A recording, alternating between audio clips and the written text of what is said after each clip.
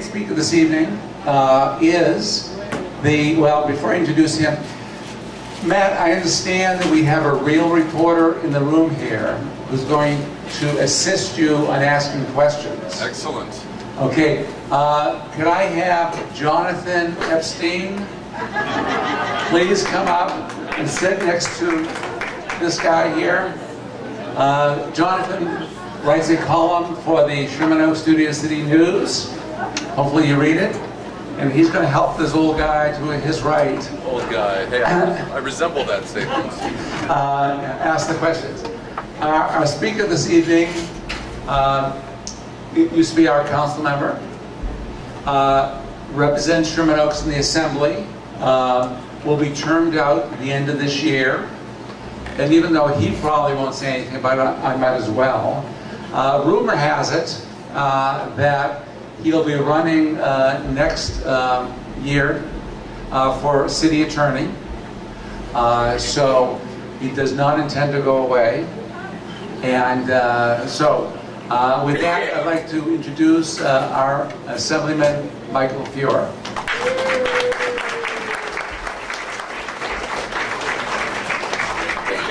Richard, thanks very much. I want to begin by doing something that is not expected by the person I'm going to ask to join me.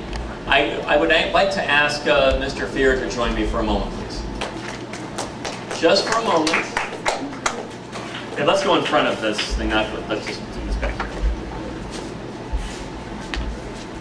here. So I want to say, Jules, as I think most of you feel, is a real treasure. We kid each other all the time. You know, our time together goes back to when I first ran for office to represent you back in 1994. And Jules was one of the very first members of this community, after I won, to come forward to say, I want to volunteer in your office to make the community better. Many things were on Jules' mind, from illegal signs to getting rid of blight. And that was almost 20 years ago. Right. And of course now he's turned his attention to making sure that you were all fed, which is a good thing.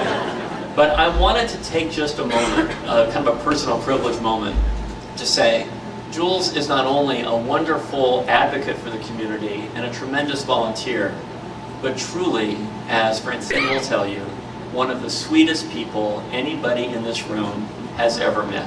And so on behalf of the state of California, every last one of us, I have this certificate to present to Jules on the occasion of nothing in particular, except, which is the point, because Jules is a hero for Sherman Oaks every day. Jules Muzzle.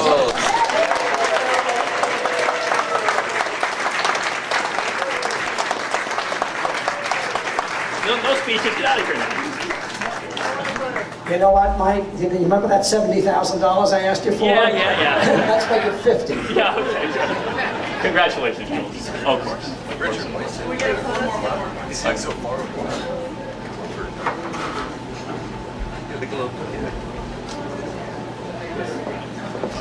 Of course. So, I know enough not to upstage, as Richard called him, the real reporter. So I'm going to stand just a little bit to this side.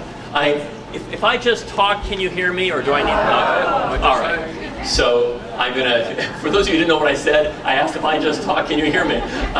So I'm going to use the mic. I want to speak about some of the big challenges we're confronting in the state and some of the things that we are doing about them. Before I do, Stephanie Gillette is my marvelous representative in this area. Stand up, Stephanie, and get some applause. Stephanie is instrumental in making sure that the specific needs of each of you are addressed here. So in the state legislature, you're aware that I introduced legislation last year to say to the health insurance companies, you cannot raise premiums that are excessive. You can't do it. The state should have the right to reject increases that you cannot justify. It's a huge issue in Sacramento. Among the most controversial things that we've dealt with. You know, it's part of a national movement. Senator Feinstein is deeply involved in this and has been involved with my bill. In the meantime, this cause has engendered not only my legislation, but there will be an initiative circulating. It's actually begun to circulate now for signatures. Senator Feinstein is actually the honorary chair of that effort, designed to put on the ballot, if we can't get passed through the legislature, the basic point that the state should have this authority as it has over car insurance. Because for most of you, I'm just curious, how many of you have encountered the problem of health insurance increases that you think can't be justified, right? Yeah. It's a big issue. My view, as I've said to you before, I am in my last year representing you. But I think that the point of being in office is not to be in office. The point of being in office is to focus on the issues that matter the most and do something to fix them. Health insurance is one of those issues. Another issue that I've been dealing with is something that you might have seen in the newspaper recently. The courts that oversee the most disadvantaged kids in our community, foster kids. They're called dependency courts, and they have been closed to public scrutiny until now. I introduced legislation last year that got the support of at least 24 newspapers around the state of California to open those courts to public view so you could see the conditions in which these kids live, and we could galvanize public support to change them. In the meantime, Mike Nash, who is the presiding judge of the dependency court here in Los Angeles, said, you know what, I'm going to create a pilot project here myself. It's been much in the news recently because some of what's been revealed in the first few days of having these courts be open is astonishing and appalling. We can do better than this. The dependency court oversees kids who no one else wants. And in most respects, they're our kids, each of us, because they're dependents. That's the point of the state. So that's happening. Other issues. Many of you, I'm sure, are aware of the recent settlement, the nationwide settlement, on issues relating to the foreclosure crisis. But we can do much more here in California. So I'm either the author or the joint author of 3 bills this year designed to change the practices that have led to the foreclosure crisis when we recognize that most experts think that we are about to see a new wave of foreclosures. Among the practices I'm trying to change forever in the state is the practice, if you are negotiating to modify your loan with one member of a bank, someone else at the bank shouldn't be allowed to foreclose on your property at the same time. And that process, which is called dual tracking, is something that has been an issue in every state in the country, including here in a big way in California. Other issues I'm working on. We can go back to some of the foreclosure issues in a moment if you'd like, because there's more that I'm working on. I'm also very involved in other ways to protect either consumers, law enforcement officials, or others. Remember, in the wake of the Occupy LA movement, that several of the command officers of LAPD were stunned to learn that their home addresses had been posted on the internet. This led me to investigate how easy it would be to have law enforcement officials and others who are in sensitive and dangerous positions have their addresses available for everybody. Why should you care? If you're a police officer on the street, dealing with gang issues, for example, if your home address were easy to get, do you think that your family, your kids would be safe at home? I don't think so. And so I'm about to introduce legislation. I had the leaders of the county assessors and recorders in my office this afternoon in Sacramento with me. Legislation that would enable people in dangerous professional public positions to be able to say that your personal property records should not be available to others unless you want them to be. It's a big safety issue for them. Many of you saw on a different issue, there are 3-part series in the LA Times grappling with the unscrupulous tactics of what are called the buy here, pay here car dealers. This is an issue that many of you might not touch directly, but for many people who are unemployed, they are relegated to this buy here, pay here model where, among other things, you're required to pay at the site. The newspaper reported incidents of people coming there on the premise they were coming to pay, and then the car dealer locks in their car so they can't leave. Others have been finding that the car dealer by remote control turns off their car so they can't drive if a payment is late. This is wrong. This is not the way people should deal with consumers, and I aim to change that through legislation. I'm also continuing to work on transportation issues. You know, I'm the author of the legislation that created Measure R, which will infuse $40 billion into transforming our system of transportation here. We're already working on a valley line down in Canoga Park. Already working on plans to take a line from here over to the west side. There's much more we can do. But I'm working to try to find ways to accelerate these projects. We need them now. We need the jobs now. We need the improvements to congestion now.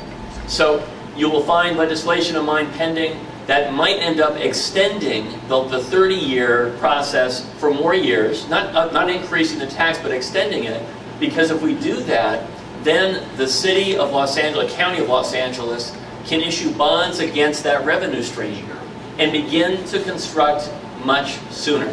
The mayor had been talking about a 10-year program. Maybe we can do something in the 10, 15-year range, as opposed to 30.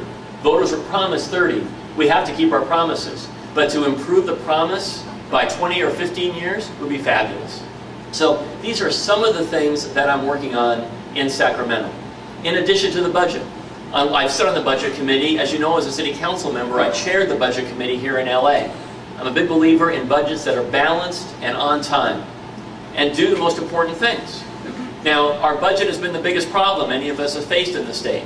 And that budget has hit particularly hard at education, especially K through 12 and higher education. And so last week, the Democrats, I'm a Democrat, the Democrats in the Assembly introduced a new idea. And the idea is this.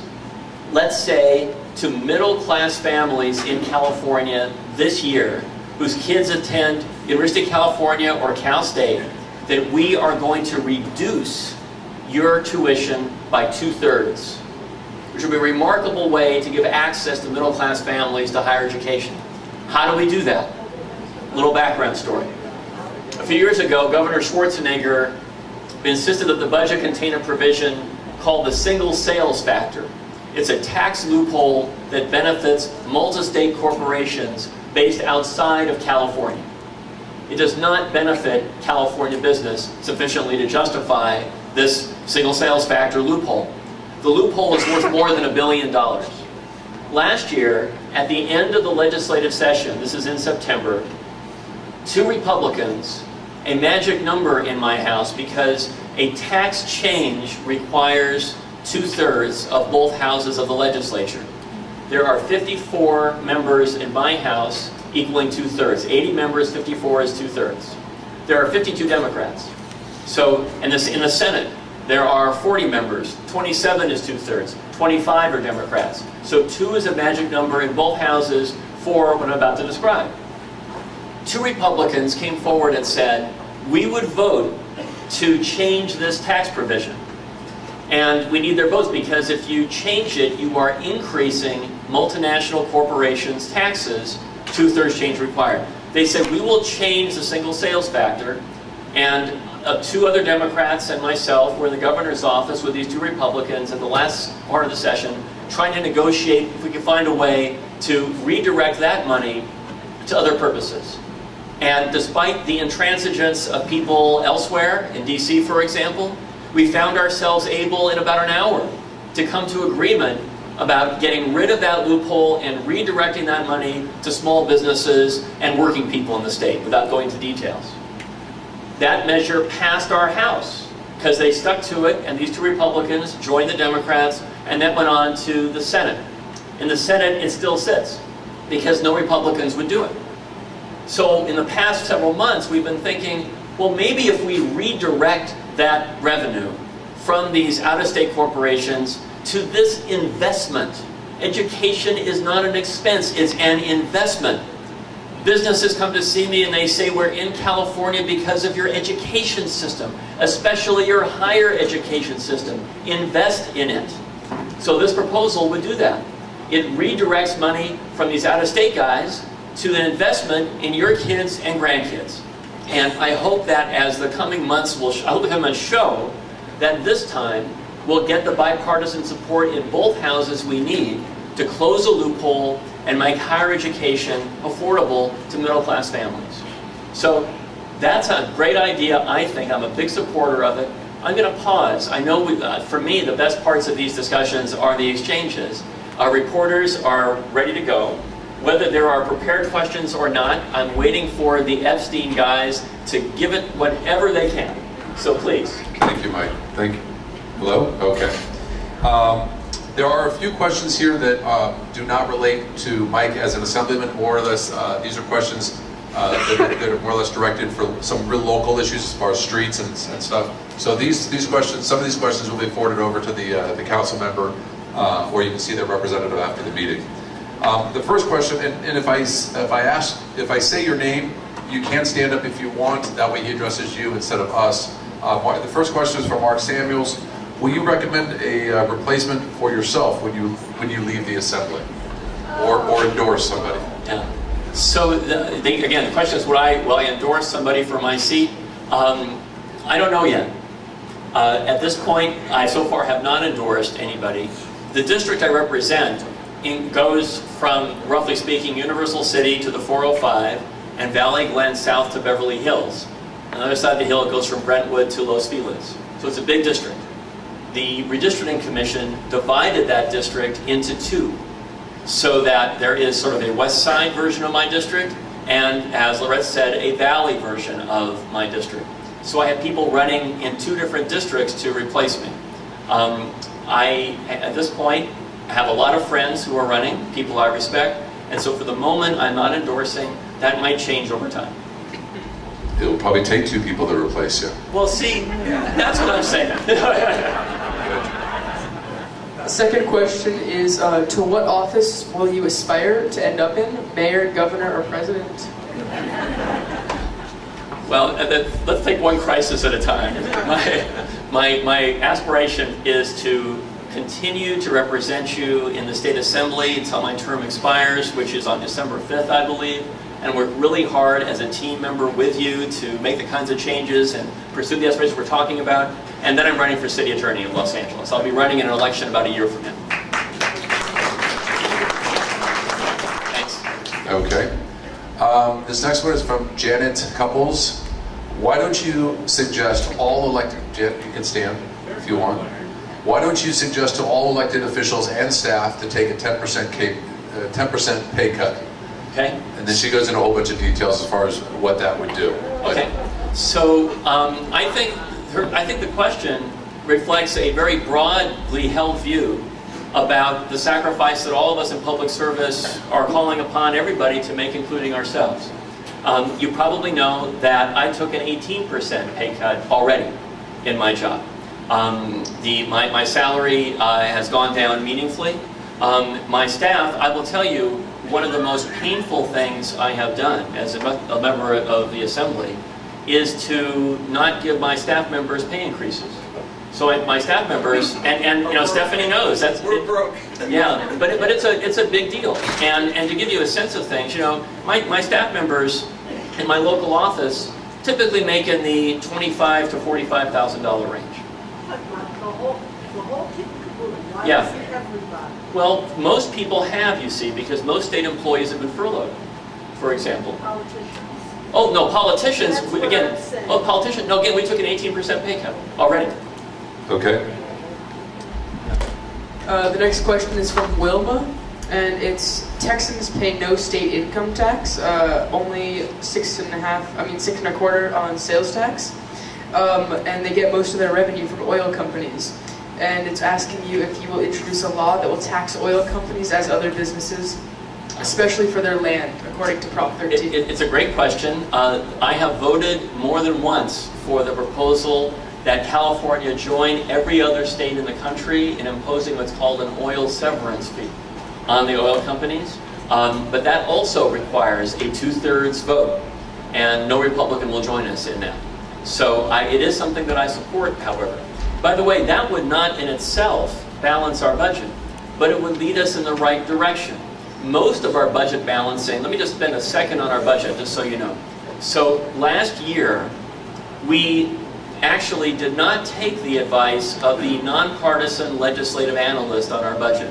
The legislative analyst who does not work for Republicans or Democrats, it gives advice to all of us, said, your budget deficit is so deep that you should solve it over a 3-year period of time. Last year, we solved 75% of it in 1 year. Now, we went way beyond the recommendations, mostly through cuts that have had a devastating effect on the state, for which I have voted. Because grown-ups in very difficult situations need to make, in some cases, harsh and extremely difficult decisions. This year, as you might know, the governor has proposed finishing the process of the structural change right now, the other 25% of it. The governor has proposed that we continue to make serious cuts. They're cuts that, in many cases, all of you would find extremely harsh. But also, he's proposed a ballot measure in November that would increase taxes on people making over $500,000, I think, and also increase the sales tax temporarily to what it was a few years ago. That would, if it were enacted, bring us into balance. And in general, there are 2 other measures that would raise taxes on millionaires as well. I think that a balanced approach to our budget, which includes a continuing session of a number of cuts, along with some counterbalancing revenue, is the way to bring us into balance. But I would support that oil fee in a second. I have already. Okay. The next one, I can't read the entire question, but I've got the gist of the beginning of it. It's from Mark Warshering. I hope I didn't butcher your name too bad. What is your position on California bullet train, speaking of budgets, with regards to the approximately $86 billion in unidentified funding needed? The indirect route to San Francisco, which turns eastward through the Central Valley with little ridership. And I can't read a whole lot. So I'm just going to address this, a very complicated issue, extremely briefly. The governor is a strong supporter of trying to find a way to move the bullet train forward. You and I both know that the management of the project to date has been very deficient in many ways. So for me, right now the jury is out in this session. The question for me is, will there be an alternative, effective business model that we can all depend on? And if there is, then I would support a version of high-speed rail. If there is not an effective alternative business plan put forward, I will not. Thank you. The next question is, what is your thought about Chief Beck's new policy regarding impounding cars of illegal, unlicensed, uninsured drivers? Okay. So Chief Beck has a proposal with which I'm not that familiar, actually, because it's a local proposal and I haven't been dealing with it as a state matter, on impounding. It's been put on hold recently because of some potential legal issues that surround it. What I'm going to do for today is to wait to see those legal questions get answered before I can be more precise about how I think it works. Good political answer. Well, I need to know more. I know, I'm just kidding. This is from Wilma. Wilma asks some very good questions. Please introduce a law that will reduce retirement. Well, I shouldn't say it's a good question until she asks some questions. Please introduce a law that will reduce retirement benefits of public employees who commit felonies on the job to an amount equal to or less than what Social Security pay. Also delay those benefits until age 66. And I want to follow it up with another person's question because it's kind of, I think they're in the same light. If Miramonte was in Sherman Oaks, what might you do as an elected member of the Assembly and or as our new city attorney? Okay. All right, so let's take the questions in turn. Among Governor Brown's pension reform proposals is the first of these proposals, more or less. And I support that proposal. I also, by the way, since we're talking about retirement benefits, am a big believer that this is the year that we have to enact pension reform. We need to do it. Now, I say that just so you know, from the standpoint of being the son of a former school teacher and principal. Many of you know my dad. My dad is going to be 89 in May. And his pension, I don't think he would be embarrassed to say, is $40-something thousand a year. He was an educator for 36 years and he's making $40-something thousand. It is the principal source of income for my parents. So it's not as though everybody in the world with a pension is getting rich on pensions. And I don't intend, by my statement that I support pension reform, to vilify long-standing educators, firefighters, police officers, and others who have earned, in this case, in my dad's case, a fairly meager pension over time. But there have been abuses, there have been excesses, and they need to stop. And this is the year when we should do it. Now, regarding Miramonte, you know, both my kids, as you know, are LAUSD kids, K through 12. They're both now in college. My father, as I said, was a teacher and a school principal. And so for me, public education is not only crucial to our future, these questions are not abstractions. When I heard the Miramonte stories, I was putting myself in the position of the parents of that school. Because not long ago, I was a parent of an elementary school, of 2 elementary school kids. So, obviously, everybody, let me begin by saying, everybody is innocent until proven guilty, right? We get that. But having said that, precious children need to be treated like that. And it disgusts me to think that these allegations might be true. Now, what do we do about that? So we have a law enforcement system for. But as far as I'm concerned, this is an example where law enforcement had better be as aggressive can be. Now, the city attorney, just so we have to answer the question directly, the city attorney has jurisdiction over what are called misdemeanors, those crimes for which the penalties are basically a year in jail or less. The district attorney has jurisdiction over felonies. If the allegations are true, these are felony allegations, and people should be put in jail for the longest possible time. As city attorney, if there were any way to effectively cooperate in the investigation or prosecution of people who've been allegedly engaged in this behavior, then I would do everything I can to provide that support and resources. Because listen to the parents. Listen to the parents on the news say, I don't know whom to trust anymore. They have to change every parent at that school. And for that matter, every parent of a child at every school now has to change the nature of their dinner time conversation with their kids, or they're not responsible parents. I'm thinking about, again, I said if I was the parent, what would I be talking about? It used to be, how was your day-to-day? Do you have any homework? What did you learn in science today? And now, parents in every school in the district have to say to their kids, you can tell me anything you know. Were you touched today in a way that you didn't like? Picture that. It makes me sick. Go ahead.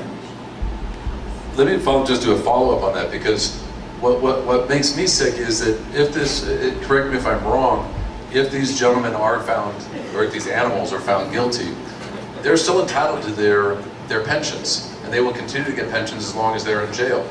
And that's not, so that is something that is California law. That's not city attorney or district attorney. Right. So what are your thoughts on that? Well, no, I think what is pending now, and it's at a general level, is a pension reform measure to address situations like this.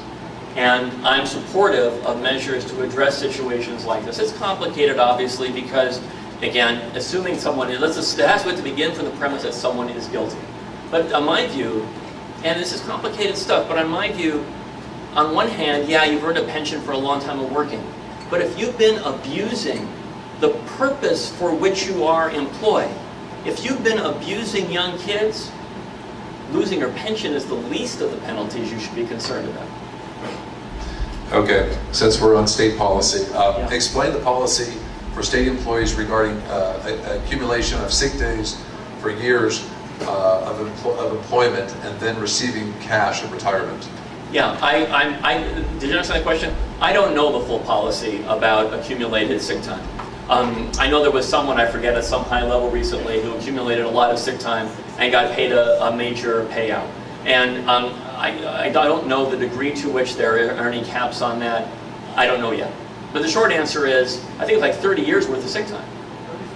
Yeah, and that, where I come from, after some point, if you don't use your sick time, you lose your sick time. And that should be the rule. I just can't tell you with precision exactly how many years I think that should be, but there should be some change. There was a letter to the editor in the paper today, if you recall, where I think the president of the California Taxpayers Association got inclined, was quoted as saying, you will never find a private business who provides such generous sick time policy. The letter writer says, well, no, actually, the president of Hewlett-Packard left with a very similar kind of package. To me, that doesn't change the fact that there should be some meaningful caps, because at some point you have these accrued liabilities that no one can afford. Sick time, you should get it. That length of time, I'm pretty dubious about. Okay. And Karen Tobin asks if there will be any earthquake preparedness education. If there'd be earthquake, well, okay, so for what it's worth, there needs to be earthquake preparedness education. Every year there is an earthquake preparedness day, including here in the Valley. I don't know beyond that what other education people are interested in. But let me say, one, we all know that the quake is coming. And when I was on the city council, I actually created a program that got modeled citywide where people in neighborhoods got to know who the most vulnerable neighbors were. And then got together to learn, well, where's your gas shutoff valve? Who would need water in the event of emergency? So there's a feeling of cohesiveness in a neighborhood around a disaster like an earthquake. I don't know if today Sherman Oaks has such a program. If not, I would strongly encourage it be created. That would actually be a great project for the Sherman Oaks Homeowners Association. Jules? Last question. Janet Couples asked, don't defer 200 to next year's budget. We're asking you the last question. Don't defer 200 to next year's budget. Why not do hard work now? I pay, we pay, you make some hard decisions. Don't defer what? 200? Don't defer 200 million, billion, quadrillion. Oh, that's a city question. Okay. But for what it's worth, for the state, let me just, I hope that I was clear before. We were extremely aggressive about balancing our state's budget last year. And this year, we are going to, in partnership with you, we're going to achieve, ideally, a completely balanced budget with no deferrals. It will require the people of the state saying that taxes on people, I think it starts at $500,000, will go up for a temporary period of time, I think for 5 years. It will require a temporary restoration of what was formerly our sales tax, and we get out of the woods. In the meantime, as I said, continuing serious cuts will have to be made. But there are some areas, and let me say, I earlier on discussed the importance of this new idea we have of closing this tax loophole in exchange for investing in our kids for higher education. But generally, when it comes to education, which comprises more than half of the state's budget, there are limits as to how much you can cut and still have a society in which people want to live. And I've often told people in this room about my own kids' experience at Portola Middle School and North Hollywood High School. 2 kids went through those 2 schools. And I may have told you that last year, I told some of you privately, last May I was running a meeting in my office in Sacramento, and the principal of North Hollywood High School called me on my cell phone. And he said to me, you said I could call you at any time. I said, that's right, let me walk out of my meeting for a second. He said, I'm calling because you need to save our school. And he was talking about the impact of the cuts that we are making in this state. At some point, we need to decide that the most essential elements of what California needs to be about, and that fundamental element is education, that cannot be cut anymore. Because we have to find a way to say to businesses, this is the state to which you want to come because we have an educated workforce. I had leaders of one of the nation's leading companies come to see me last summer in my office in Sacramento. They're a company that's based elsewhere with a huge presence in California. And interests often come to see me asking for help. Change this regulation, introduce this bill. That was not why they were with me. They said, you're the majority policy leader for the Assembly. We're here to say one thing to you. We're in California because of your education system, especially your higher education system, because we didn't count on the workforce emerging from your state. If you guys continue to disinvest in education, we will not find a reason to be here anymore. That's an important message for all of us to hear. From an economic development standpoint, our state needs an educated workforce, leaving aside the intrinsic value of having people who know something in our schools and our jobs. So you're going to see me, in the balance of my tenure representing you, continue to champion ways for us to make cuts where we possibly can and at the same time protect the investment in our kids. Thank you. Thank you very much. Thank you. And before we have, don't go anywhere.